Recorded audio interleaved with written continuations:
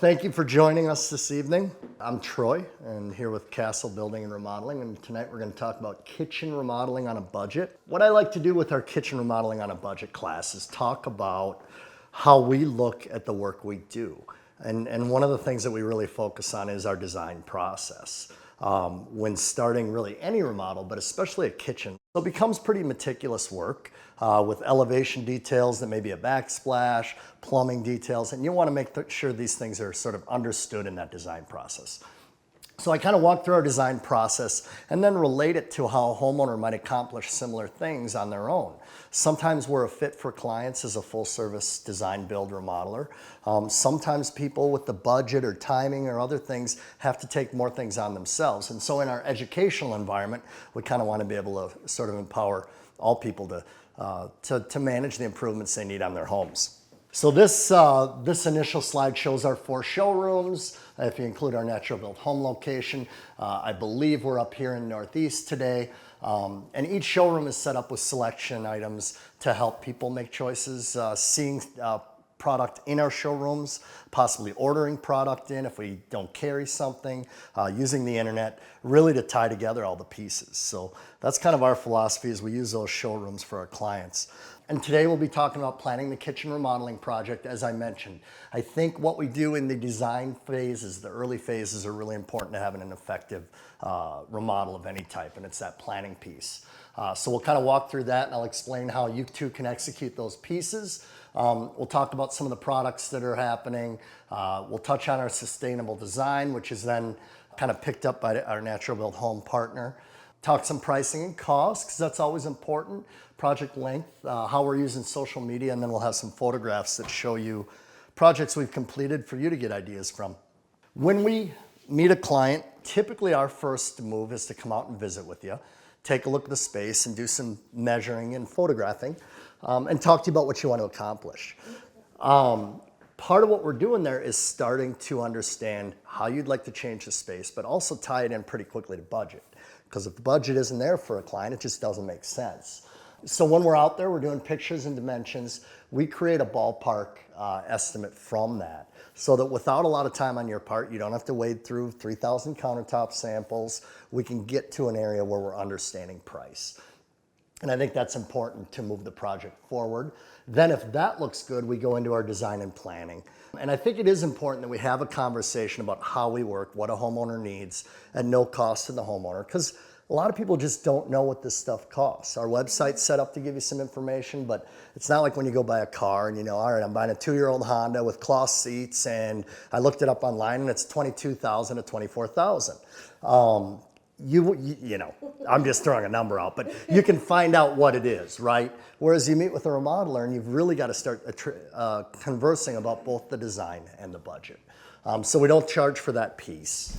So they're coming to your house, huh? Correct. Yep, And we come so- into your home. and Yeah, take I pictures work and- all day. Yeah. Are there evening appointments? The design team has flexible time. We generally, because our work in the field is going on from 7:30 in the morning till 4:30 at night. So we're kind of attentive during the day. But each designer has times like Saturday mornings. I do early mornings because I like to be home with my family at night. So 7 a.m. morning, maybe a 9 on a Saturday. So we're really able to get most clients in at a time that works for them. But it is something to be aware of. There's time on the homeowner's part to do this stuff, right? Whether you're meeting with somebody, making design decisions, it requires some time. And we talk about that in our first meeting too.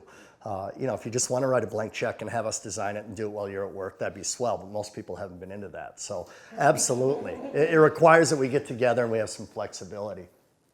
The second phase of design and planning is where we do charge a fee, usually 2 to 3% of the projected price, to flesh it out, go over the details, select product, get hard numbers, and lead you up to a contract. Within that phase, we do a site visit. We get any related trade partners and our production team on site to do that final pricing and create your contract. From that, construction begins. We sign a contract and begin construction. And even as you can tell here, that's the last 2 steps are really the meat of what we're doing. But we really want to focus on these pieces to make sure we're doing that piece right. Design and planning guidelines. So we've met with somebody and we've decided that they like our budget, they like who we are, and we're moving into design and planning. And really these are, you can look them up online and start to get a handle on things like the kitchen triangle. It's a classic element of design, locating how far you're walking from the fridge, the cooking area, and the sink, and making sure that it's a nice amount of space, that it's enough but not too much, that it's not having another walkway coming through it, things like that. So as we're moving things around, we do get the opportunity to consider these layout pieces. It talks about some things, 42-inch aisles, 48-inch aisles. Those are sometimes hard to do in our urban kitchens, but we try to trend our designs more toward those areas. So it's stuff to think about as you're thinking about your space. So in a conceptual design, which we're showing here, so it's sort of the first, maybe the second go round. And again, you can do a conceptual design at home. There is software that's available that you can pick up. The big box stores can help you. You can do it by hand, but it really is a good exercise to start drawing things up. We use a computer-aided design software that makes everything in scale, so we know we're not kidding ourselves about how it fits in the space. So you got to scale it out if it's by hand. But you can see an example here. We have an existing floor plan showing where things are laid out. And in this conceptual phase, there's 3 options for this client, a few different ways that we could do it. So if it was one of you two and we were redoing that space, we'd sit down and get feedback from you on which one of these designs makes sense for you and your family and the things you want to do. Sometimes what happens is folks say, well, I love the island in A, but I really like the sink position in B. Okay, maybe that's meldable. And so again, we'll come out with our ideas for your home. We'll try to solve the problems you've talked about. But what's really important is the homeowner feedback to get us pointed in the right direction as we customize the design for you. And as it says over on the right, we're exploring changes with you to layout, to how it integrates with a dining room, or maybe that door to the backyard that's just off the back side of the kitchen, etc. Sometimes these days, especially in our urban kitchens, we're being asked to open a wall. I think you were considering that to create more space, to integrate with a family area, because a lot of these kitchens were built back in the corner of the house. They're cut off. So more and more homeowners are wanting somehow to reach through that into other spaces. So that's considering using adjacent space. And again, traffic flow. A lot of our kitchens are also hallways. They're how you get to the stairs, or they're how you get to the powder room. And that's an important part of how it's used. So if we're relaying out the space, we should consider that. And then obviously we talked about the work triangle before, where your key appliances are, where your dishwasher and sink are is all important. From our 3D design software, we can create 3D elevations like this one, which for a lot of folks is really helpful to get your head around what it's going to look like. If you have trouble elevating plans in your mind, this software really enables you to get a pretty cool idea of what it looks like. The rendering level on this it's got a big range, and you can put it on a setting. It'll think for about 10 minutes, and then it'll come up with a picture that looks almost like a photograph. And it's really cool to go back to these projects and look at something you created beforehand and then see it in real life. So it gets very close for folks to help to be able to envision this. And there are a lot of softwares out there with various abilities of rendering. And this is important. And then you can also at this point start looking at your colors and your textures and your products. We can't get all the products that we have into the software, but we can feed a lot of them in there. So again, it's making the effort to go over our space planning, go over our products, go over the cost of the products, and making sure they fit aesthetically, budgetarily in your home before we start taking a crowbar to the kitchen, because then it becomes a little bit more of a pinch. The final aspect of design and planning, as you can see on this floor plan here, really is we've selected a layout and we've memorialized it on paper here. And same thing, you can always do these layouts in floor plan if you'd like, and share that with people to get ideas on cost for cabinets and things like that. But we've also really outlined it with a lot of notes. That might be for permitting. These plans work for the client to see what's going on. They work for getting numbers from our trade partners when they're involved, and then they work for communicating to the city when we're permitting a job on what we're doing, why we're doing it. So you see a lot of notes laid in here. We help you out with that. But again, if you're doing it on your own, they're all common sense notes on things like spacing or remembering the smoke detectors. Whatever it is, it's something important related to execution of the job. And this really is finalized and used as a contract document along with the scope of work that we write out. And I advise people too, when you start thinking about a project, sketch out your own scope of work, like you were talking about, thinking about the pieces you want to put in there. I want countertops, this is important to my family. And that in itself starts allowing you to understand the scope of what you're trying to accomplish. Final design, elevations. The software elevates for us, so it's lovely. Elevations in kitchens and bathrooms are very critical because we're using wall space to accomplish storage, to accomplish decoration, to integrate heavy electrical. So again, even if it's a measurement and tape on a wall or a sketch by yourself, you want to make sure that your outlets are actually in the detail strip of the tile on the backsplash, because they're going to put those outlets up long before there's tile there. We got to plan it right. We want to make sure that our cabinets are leaving enough space for our hood. So the elevation becomes pretty critical again to figure out what we're getting, where it's going, and be an instruction for how to put it together. Yep, tile details, that's really a big one. And there's still a certain amount of expertise on a good tile layer, making sure that it works out. So here's that last drawing we saw in a 3D updated view in photorealistic. So you can get some pretty cool images of a place that isn't built yet. We have some befores and afters here. Let's see, that must be that project. It is. So here you can see this is probably the best. This is pretty close to that image we just saw on the previous screen once it was built. I'll go back once. There's that before it even existed, and here's kind of the reality of it. So it is helpful you get a pretty good image of what you're heading to. So I kind of like to say, hopefully we make our mistakes on paper. Popular kitchen features. Yes, open floor plans. And obviously, I mean, we see new construction with massive open floor plans. It's currently a trend in new construction. But for our homeowners that often live in urban kitchens, we have to find other ways to open floor plans. This is an archway between a kitchen and a dining room in what was formerly probably a 30-inch door.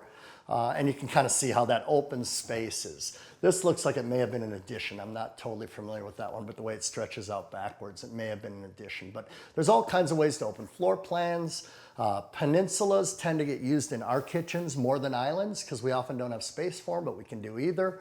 Universal design refers to design that's usable by people of all abilities. And we can do some of that as simple as lever-handled doors or cabinet pulls, placing things at certain height that make it more usable for more people or more usable throughout your life. And yes, we're getting asked that these kitchens function as gathering places. Again, that's why we're opening spaces. That's why we're creating seating, is because the kitchen has gone from a little room in the back of the corner of the house where you go in there and hide and make food to where we make food with the people we're celebrating with or entertaining, and it becomes much more of an ongoing activity. And then obviously seating and eating. And when you're designing these spaces, people will come to me and they talk about the big parties they have and the entertaining they want to do in the kitchen. And that's fine, and I'll ask them how often that happens. They'll say at Christmas. And the reality is, if that's the case, there's ways to make these spaces convertible. You know, you don't need to always seat 10 people, but once a year you do. So you work on how that seating and eating changes throughout the year. Or I get families where in the morning they want to eat at the peninsula because they're coming and going, but they want a table to be able to sit down most nights and have family dinner. So you integrate these different seating spaces, which is pretty common in our kitchen remodels. Popular kitchen products. Sinks and faucets are both very popular in kitchens. Sinks and faucets are certainly a design item, which are some of my designers. I'm just laughing because Kitchens are popular in sinks are super useful. So They are. especially in a kitchen. Most kitchens are going to have a sink and a faucet. Some of my designers, however, will start with a kitchen. They'll ask a client to pick maybe a faucet or sometimes a sink, but very often a faucet because it is part of the jewelry of the kitchen and starts to drive the rest of the design. Some of them also will start with a tile design. Some clients are passionate about a tile. The other driver is probably a countertop. They come in and they found a countertop they're in love with. So if you find one of these pieces, you start your design with what you love and then integrate the other things around it. Countertops, there's all kinds of products. We'll go into that a little more. And that's also a budgetary one. There's a big difference in price between a high-end Cambria Plus or a very rare granite than laminate. So there's different products that can serve different purposes and different price ranges. Appliances, they are obviously also kind of popular in kitchens. Right now, we're still putting in a lot of stainless, a little bit of blacks coming back, still a little bit of the installing the face frame that matches the cabinet in front of an appliance. And we can talk about all those things.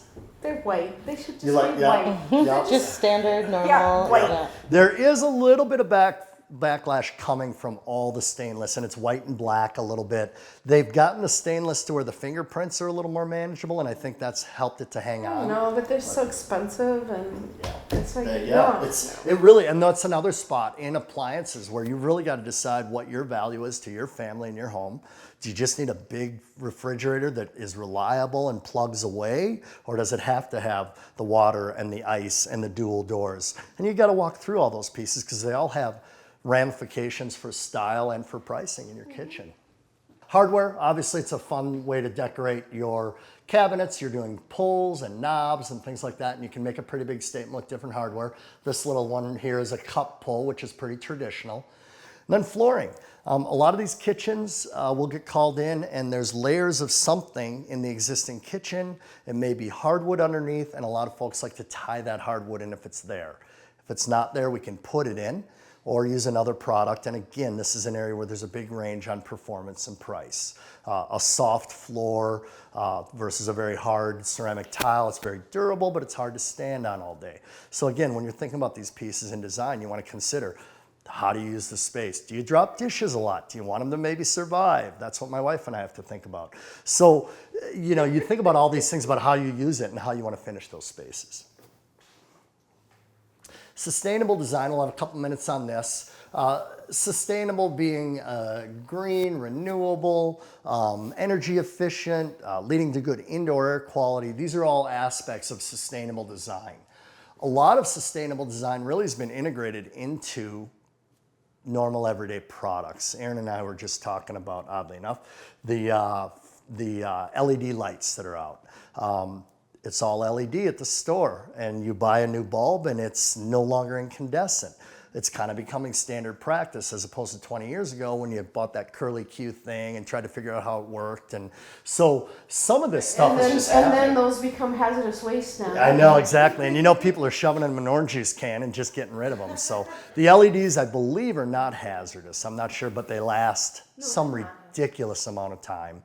So right now they're about $6, $7, $8 a bulb, which is way down from 25 a few years ago, but it's still a step up, but they last forever. So some of this stuff is just integrated into how we do work. Some of it, like salvaging and reusing products from a job. If you've got a house where the product is salvageable, it's got some value. We have various places that we can move it to. At our Natural Built Home store, we can put it on sale for you on a commission basis. You get X amount, we get X amount for showing it. Maybe it goes to, what's that? Like a consignment? Consignment, that's the word, thank you. Maybe it goes to a Habitat for Humanity. That piece is driven a little bit by our homeowners. If they've got a passion to make sure the stuff gets somewhere, we have resources to get it there. And again, some of the more standard products are more often filled with recycled material as standard operating instead of a unique feature these days, and we're seeing a lot of that. Windows are important, obviously. They can protect us from the outdoor air, or they can be leaky. So that speaks to energy loss and indoor air quality. We talked about recycling. This is actually talking about recycled or remnant reclaimed countertop material. Sometimes we can get pieces of a countertop, pieces of a cutoff from a granite from another job that can be useful for a vanity.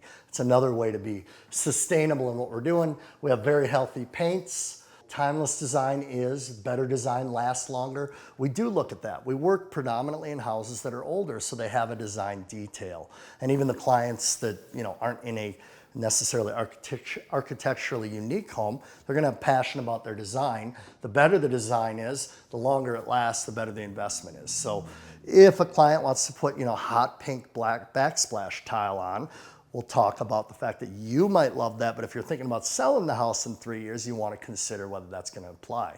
If you're thinking you got 30 years in the home and you're going to love the pink backsplash, we're going to install it firm and strong, and it'll be there for a while. Radon mitigation comes up mostly when we look at basements, but any of the health issues, whether it be lead or mold or radon or asbestos, we're aware of the existence of the products. We know how they kind of exist in the older home, and we'll give it a look over and discuss anything that we find. And then we have professional assistance to get stuff removed if we have to. So we are aware of that and we deal with it. When was yours built? 20 years ago? Yeah. Yeah, so you're pretty good on all that. No lead paint. They wouldn't have been using asbestos. The newer houses are getting, they have some mold issues. We've read about that. What's that?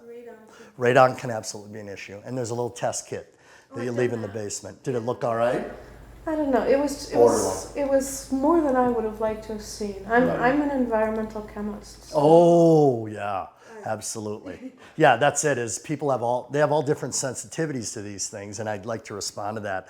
And you're right. The radon is one where you kind of need an interpretation based, like, are you ever in that basement versus is your bedroom down there? Yeah. Then those numbers mean something a little different. Else. Yeah, no, and yeah, we don't need the basement except for storage. Yeah, really. But you keep an eye on it because it's not a huge deal to remediate it. It's not the end of the world, and it can be done. So when we find high marks, especially for finishing a basement, we want to take a good look at that.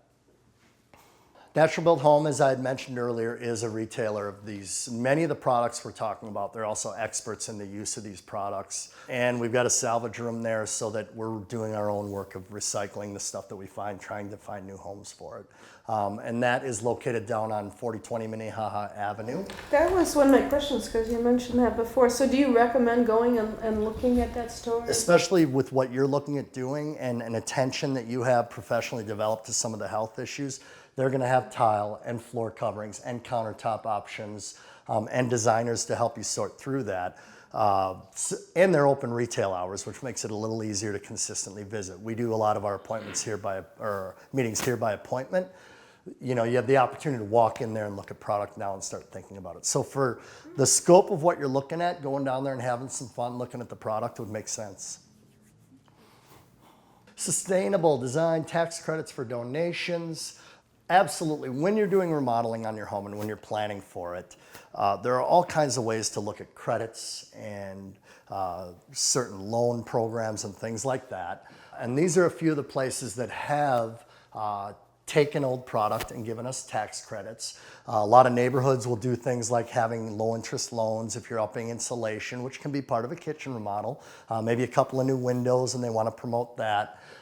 So it's good to be aware of the fact there's a lot of resources to just get a little bit further out of the products you're recycling or the new products you're putting in. Pricing, project costs, and budget.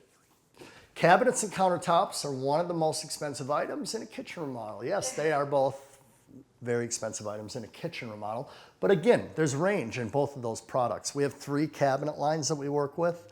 One is really a stock product. So when you're doing cabinets, if that stock product fits, it can get you a wonderful factory finish at a little lower cost because the things are pre-made to a certain size. Then we have kind of a mid-grade custom option. They produce these cabinets out of a place in Sauk Center. It's a larger factory, but every order is custom built. And that's kind of our mid-range in our older homes. It gives us a lot of solutions to make the kitchen furniture, the cabinetry work. And then finally, we've got another relationship, which is sort of the 5 guys geeking out in a pole barn building serious, crazy custom cabinets where they'll just match anything. And again, sometimes that's exactly what you need, but it's another resource. And the same thing's true through countertops. As I mentioned earlier, from laminate to butcher block to the Corians to the granites to the Cambrias and the quartz surfaces. There's a big range of products. They all offer different advantages and disadvantages, really, and it's straightening that stuff out. So yeah, these can have a big impact on pricing, and that's why we talk about that. As I said, we open a wall a lot, and when you're doing that, maybe there's electrical in there, maybe there's HVC, but certainly we're going to change some framing, we're going to fix some drywall, we're going to fix some millwork, we're going to paint it all up. So it's a little bit of a process and needs to be considered as far as what it does in the budget. Moving or closing windows. Now, a lot of our houses are stucco, So you move a window on a stucco house and it's a little more challenging. We need to get a mat or a patch. The patch doesn't always match perfectly in color. It will match pretty well in texture, but you can usually tell the color. So again, we need to consider each of these things as potentially affecting the overall program. Maybe you don't have to move that window, but you want to. So you measure the cost of it and decide. Moving plumbing adds costs, and we do a lot of that because so many of these things, these old buildings, the sink's in a spot that it's right in front of the stairs to go downstairs, or it's not at a window. So we are finding ourselves moving a fair amount of kitchen plumbing if that fits into the budget. And kitchen or bath remodel has been stated to have the highest return on investment and return on enjoyment. We talk about both of those things. The story I told earlier about the family that's selling in 3 years versus somebody who's going to live there forever. The 3-year family needs to create a kitchen that has some return on investment. They need to pick products probably that appeal to more people. If you're there for 20 years, it's more of a return on enjoyment. And again, as we talk about doing this stuff on a budget, and remodeling's expensive. It's a great investment. It can be a lot of fun to have it happen in your home. But a lot of our clients come in, and in order to manage all the things they'd like to do, they'll get involved in some of the labor, build some sweat equity into the project. Painting, demolition, backsplash. We've had people do tile. Sometimes their uncle's a legitimate electrician, and he's going to come in and, if he's got a license and he can do what he's supposed to do, we can consider working with them. Flooring is one, whether you lay it yourself or whether you go about the effort of going out, sourcing your product and scheduling an install. You can save a little money there as well. And lighting, again, same thing there. You can provide us a light to install, or we can provide the lights for you. One of the ramifications of any of these things that I talk about with clients is warranty and responsibility for the work. So if you bring us a light fixture and we install it and it doesn't go on, is it the fixture or is it the install? With light fixtures, it's usually pretty easy to tell. If we're getting power and the light doesn't go on, sorry ma'am, return this, we'll try again. But that's always something I like to talk about ahead of time, because we don't want to have a discussion about, no, it's not my light, it was, the electrician. But we work through that by communicating in the design process and figuring out how those things will hold up. Kitchen makeover. So I've got a couple documents. These are a couple of basic unnamed kitchen budgets that kind of pick up on what the slide here is talking about.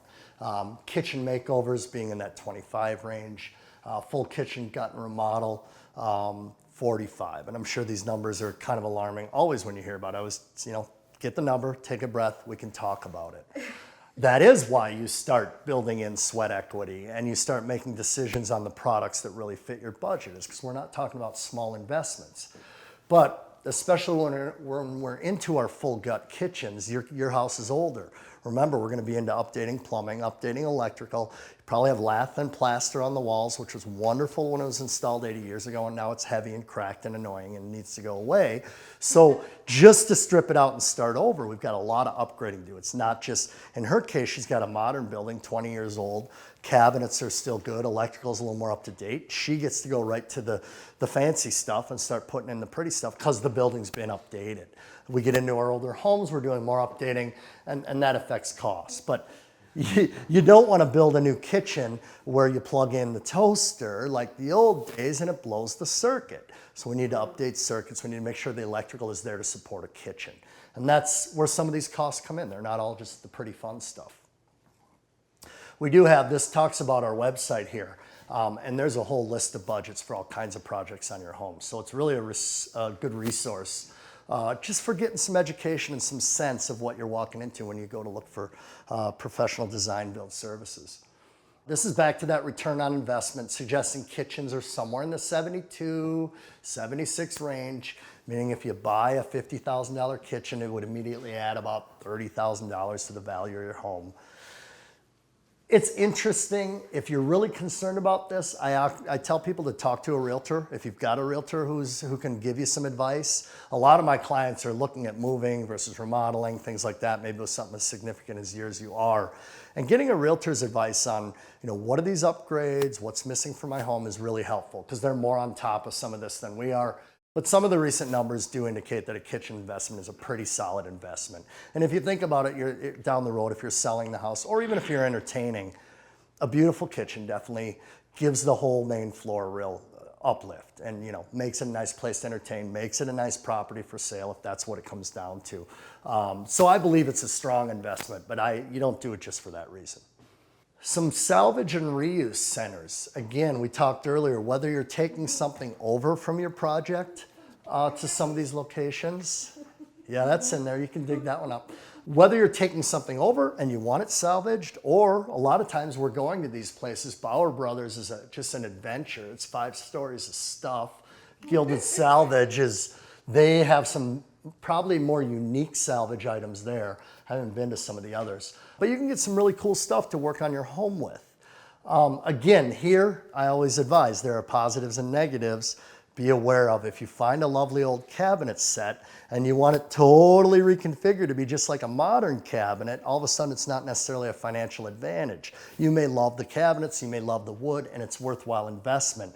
But just because you're using something old, oftentimes thought needs to go into whether or not it's the right decision for you. In this room, we have 2 pieces of millwork. This one back here was an existing piece that was repositioned in here. So that's classic old 100-year-old millwork. On this side, it was built to match. So again, we can do all kinds of things. We can simulate older work, we can reuse older work, but you want to balance out what has to go into that thing to make it fit over here and look like it's been there. Well, I was just thinking I could do like a light fixture over my peninsula. Yep. And that's pretty common that you want to light that area up. And, when you're looking at the kitchen. Yeah, there is an existing light fixture that's just blah, blah, blah, blah. Okay, yeah. The lighting's critical because we have a lot of dark days here throughout a lot of the year, and you want to be able to kind of bring the life back into that space. And whether it's again, how do you use that peninsula? Are you chopping and cooking over there?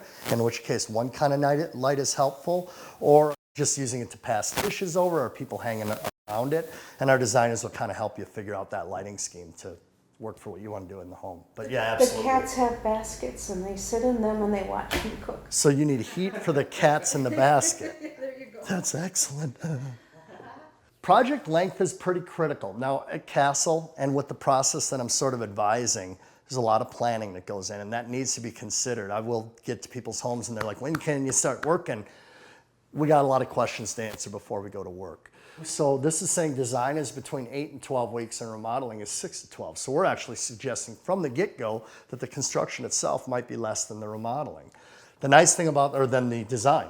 The nice thing about that is we don't mess up your home when we're designing. When we're in there doing construction, it's a construction zone. It's not that much fun. So as part of our process, we want to do a lot of planning. We want to understand the project, and then we want to promise you a completion time. And if you're taking on a project a little more on your own, I think you got to seriously look at your completion time so you don't make yourself nuts. If you're doing it in your spare time, it probably takes longer than we do. But that's okay. Plan for 3 months, 6 months, 9 months, whatever you think it's going to take. In our contract and through our process, we figure out what you need to do, and we get it priced. And as part of that, we also look at how long things are going to take. So that when we get to a contract, we want to promise you the amount of working days it'll take us to do that project.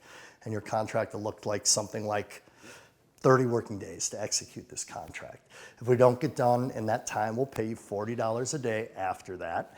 It's meant as a mild reassurance that we are anxious to get out of your home as well. I have had people suggest, why don't you give me $300 a day? And I said, well, because then we're going to be really excited to get out of there. And it's not a good decision model. I want to give you enough to go out to dinner, relax, complain about the fact we're not done, but you don't want to chase the painter out. You want him to complete his job and complete it well. Without splashing the paint all over the Exactly, place. because he's running out the front door at $300 a day. We do complete upward of 90% of our projects within that timeline. We do pay out a little bit a year, which I like. I mean, I can tell you I can get the kitchen done in a year, and I'm definitely going to have it done in a year, but it doesn't do you any good. So kitchens, here, this is about right. They're running 6 to 12 weeks, depending on the depth of what we're doing, the products that are being ordered, and things like that. So, yeah. And with yours, it's also a matter of the biggest challenge you have is when the countertops go away. And as the cabinets are not moving, countertops may be able to measure it ahead of time, so you'd have less downtime. With you guys, where it's all going away, yep, you got, some time of going out to eat or barbecuing in the summer, things like that, making up for the fact that it's tied up for a while. Well, yeah, what about flooring? Yeah, putting in a new floor. Yep. Well, that certainly is part of that. And again, we don't do one thing after another. We're going to run it, with the other work. So on a project like yours, maybe there's a little downtime on the countertops, and we do those floors. So again, we'll fit it in there and we can talk about it. I always wondered, what do you do first? Would you want the countertops in and then do the floors? Do you kind of start high and work down? It depends. And a lot of times on the design side, I'll go to the guys in production, again, in this design process and figure out some of that ordering. Things you'd look at are, we don't want to damage a new floor. So if it makes sense to put that floor in early because we're going to put shoe around the cabinets later and we want to be able to get the floor everywhere and then mold it out later, then we're going to bring in some hardboard and cover that floor once it's installed. So then it's our job to protect it. So we'll find a good order that makes sense, but then ultimately we're also there to protect your work. And again, that's kind of the difference that's where the professional remodeler comes in is, if we decide to put that floor in early, it's our job to protect it. Hardwood floors, one little trick is if you're doing 3 coats, you do 2 early, and the last day we're there. Something like that too, where you can get bulk of the work done, but put a shine on it as you leave and you're not carrying a new countertop over it. But yeah, we gotta absolutely consider those things, is how can we make this change to the home and have everything be nice and ready for you to use when we're done. Yeah, I was hoping we could do it like when my husband was out of town for a long weekend. Yeah, we'll have to work 24/3. Yeah, like that. Yeah, there. TV. I know, that's the killer, is they show that on TV, absolutely. Yeah, exactly. I was part of one of the, I was kind of part of one of the new home builds in Minnetonka. We just got involved with supporting, it was with the Builders Association. One of those new houses they put up in a week and they'd roll the truck out. What you saw behind the scenes were the areas that weren't painted, the tile that they couldn't even walk on yet because it wasn't dry, but they could take a picture of it. So yes, there's a lot behind those in the reality of it. We have a video online that talks about bathroom modeling as not appearing on TV. And it's a fast feed video of a full bath gut and redo that spans over I don't remember what it is, 30, 40 days of what it took. They found some piping in the floor they didn't like. We don't have a lot of surprises on our project, but you can't see through walls. They did find something. It shows how they dealt with it and the time that went into doing that. It shows the time that you sit waiting for inspection now and then. The inspectors come out when they can get out to you. So you may have a half day or a day where it's kind of sitting there. And that's just the reality. I don't think anything on TV is being legitimately inspected because they'd be waiting. So it's more of a real view of how this stuff happens. Homeowners Rollercoaster. This is one way or another pretty true. But I like it just because it will acknowledge that remodeling is a big investment, a lot of decisions, impact on your home, and it's emotional for people. And usually this one kind of says there at the bottom when they sign the contract. I find with our design process, there are times there like we'll come over and discuss countertops or tile, and you'll love this tile, but it's $100 a square foot, and you don't want to pay that, so you're disappointed for a little while. Then we find you a tile you love almost as much that isn't that expensive, but it's all in the planning phase, right? So by the time we get to the contract, we've already been through that. So it does make our contract signing a little easier. It also means that during the project, we're not running in and going, hey, that tile you picked last week is super expensive. We need it next week. You got to pick a new one. So there is some emotional challenge to going through and deciding what products fit for you. But I like the way we do it in that by the time we get to a contract, we kind of all know what we're doing. Get into the house, tear you up for a couple days. It's kind of fun. Then you get into mechanicals and you're sick of having people around your house. And then we're just getting to putting the pretty stuff on. So you're kind of seeing there's a light at the end of the tunnel. We get out and yeah, I agree. It's a little while later. People will call me back and go, it's awesome. And you're not here and I'm happy. And that's kind of the way it goes. But it's very real. We're in people's homes. We're around their families. It's a big deal. Uh-oh. My cat's gonna get out. Yep, we're on their pets. We actually write the name of the pets on our little project cover sheet so that we know what we got to do with pets. We don't take care of them, but we want to be aware of them. We want to make sure we're treating them right because we're in your home. We do use Pinterest and House, some of the more current technology.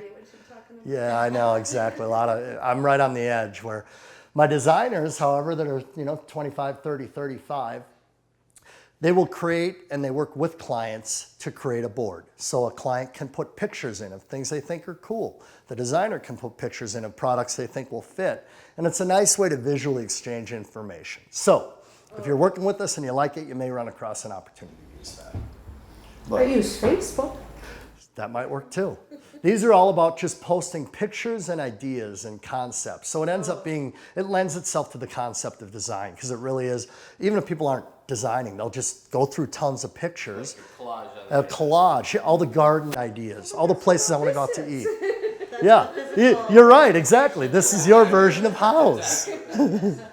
Yeah. All right, we'll do some before and afters, and these are kind of fun to see what happens as we get into some of these spaces and change them up. Looks like Emily put together a makeover in Blaine. 1960s home, Rambler. We have quartz countertops that went in, salvage cabinets, refaced, and painted island. Okay, I see. So we got an island here that's dark and was refaced. It looks like we had a darker oak that got refinished into a lighter oak, and some stone Cambria countertops in lieu of an old laminate, and a nice tile backsplash here. So you can see this corner is that corner. Space stayed very similar with a big refresh, and that's kind of what you're going to experience when you get into what you're doing. Emily did it again in the Lake Nokomis area. Tudor, salvage existing cabinetry again, so you see it's not an unheard of thing to do. Created new cabinets to match, salvaged the floor. Now that's impressive. I'd have to, obviously we did it. That's not a retro floor. Nope, apparently they kept it. And I'm always going to look at floors and make sure that they're in good shape, make sure that if we're moving stuff around that we don't have a void in that floor, but apparently they were able to do it here. New glass countertops, and they opened the wall to the back entry. Again, we talked about opening spaces. So again, mostly a product changeover on this one that, again, freshened it up quite a bit. Before and after, this looks like a gut and remodel. So we had some white cabinetry and a unique angle here. Looks like older home, but updated probably in the 70s or 80s. Maybe it was older cabinet than that, and they just painted it. So they started over here with new, looks like a cherry cabinet, a Long Island with a unique countertop. It's got a curve in it. Moved the kitchen to include previously completed addition space and be more functional. I have seen this project. This addition at the end was here. The clients phased. They did a lot of work on their home over years, and they were patient, and they phased it out. So they had an addition that was ready to accept that new kitchen. And that's what they got. So pretty neat conversion of the space. Ashley, St. Anthony Village, 1965, where we did want to open up the space, eliminating the U-shaped uppers, removing the wall, allowing the homeowner to be much more interactive. This is very common. Again, we're seeing a lot of our houses are 1920s through the 1970s, and this is quintessential 60s and 70s, and a lot of that. I've seen people just drop the upper and it gets better. Just get it out of there. Yeah. So this was a design detail along with these soffits that you can see are eliminated. I think at that time they either had limited number of cabinet sizes or they felt the soffits were cozy, but you see them all the time and usually they can come out. But then you don't have to dust the tops. That's the question. So see these They guys. go to the top on the left. Right. Well, they went all the way up here with a crown so they don't have to dust the top. Sometimes, and we get into some of these 9-foot ceilings where they'll put a second set of cabinets for long-term storage. Other people like to leave it open. I hope with the understanding they need to get up there once in a while and dust. Yeah. This is just reminding me. Yeah, no, it is really something that we do talk about is if you leave that open, people like to display things, but yeah, it's a dust collector up there. Well, I know, but yeah, I mean, I'm planning on having this home, into when I'm 90. And Right. Then I'll move into senior living. But Yeah, do you want to be getting up when you're 85 to high-level cabinets? I mean, those are things to ask about, absolutely.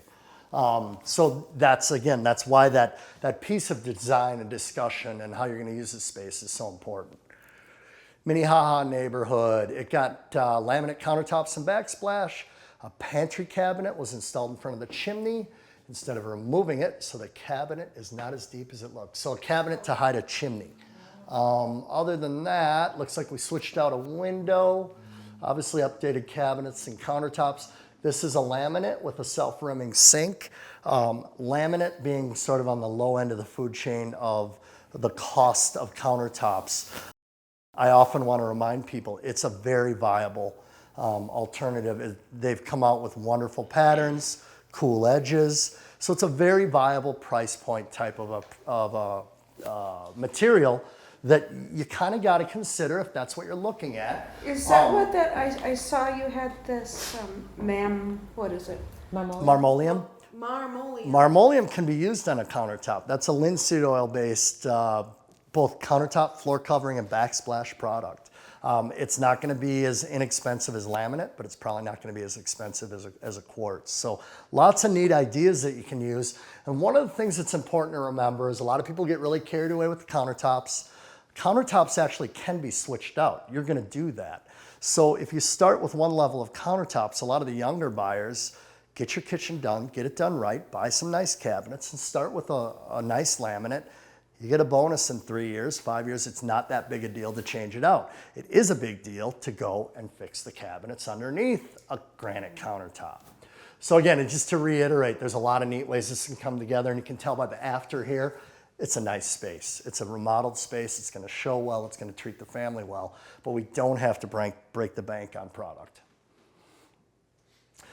Courtney Walker, McAllister Groveland, across the river into St. Paul. Layout change. So this is a big one. Layout change to maximize cabinet space. Hitting on sustainable products in this, using a recycled glass countertop. I can kind of see that in the larger glass particulate in this picture here.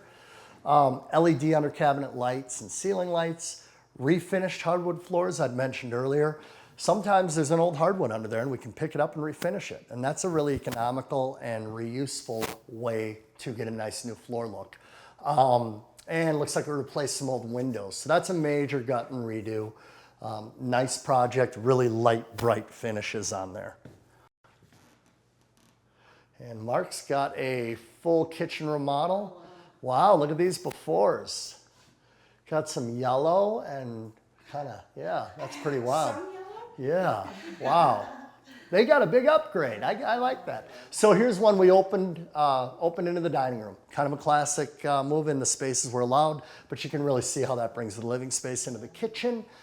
Nice new cabinets, new countertops, and just refresh the space and make it much more functional and much more pretty. That one shows pretty well. And that is it for my presentation today. Again, going over, ask a lot of questions. You got to do a lot of planning when you do a bigger project, and we can be a help to that. Whether it's kind of helping you conquer some of the challenges that are out there and then coming back and talking to us about product, or whether it's helping you get the whole thing done. We kind of do all the above.